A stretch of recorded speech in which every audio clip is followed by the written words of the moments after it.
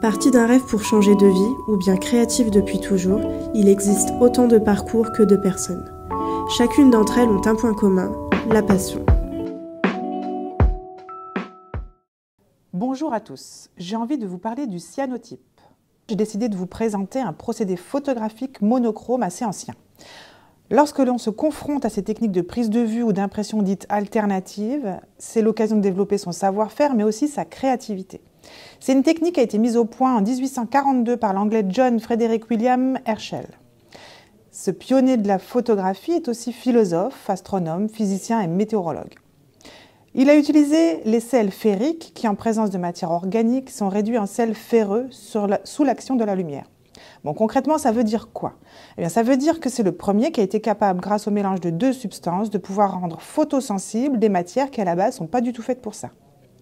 Donc, notre ami John a utilisé du citrate de fer ammoniacal, qui est très sensible aux UV, et du ferricyanure de potassium, qui donne la couleur bleue de Prusse aux impressions.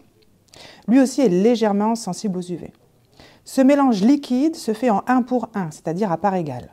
En général, on étale cette chimie sur du papier, mais on peut utiliser toute matière organique naturelle, donc des tissus, des cartons, du bois, ce que vous voulez. Il est nécessaire de faire sécher le support à l'abri du soleil. Ensuite, nous pouvons poser des objets, des matières, comme du sel, du sable, ou des négatifs.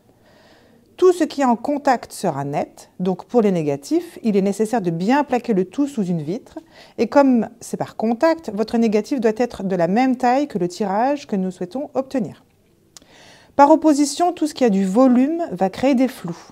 Donc ça, c'est hyper créatif déjà. En réalité, nous faisons des photogrammes. Nous ne gardons que la trace des ombres sur le support.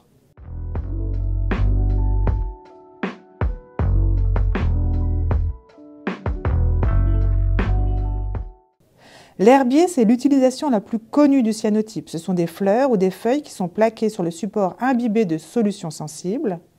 On expose le tout au soleil ou sous une lampe UV. Ce qui est magique et qui rend cette activité hyper accessible, c'est que l'eau du robinet, vous m'entendez, seule l'eau du robinet sert de révélateur, de bain d'arrêt et de fixateur. Ça devient un vrai jeu d'enfant. Les chimies sont disponibles dans tous les magasins créatifs, donc pour 20 €, vous avez un kit de base qui durera toute une vie. La chimie seule, elle se trouve à 20 € aussi les 500 ml. Et après l'ouverture, nous pouvons la conserver 10 mois environ dans des bouteilles opaques.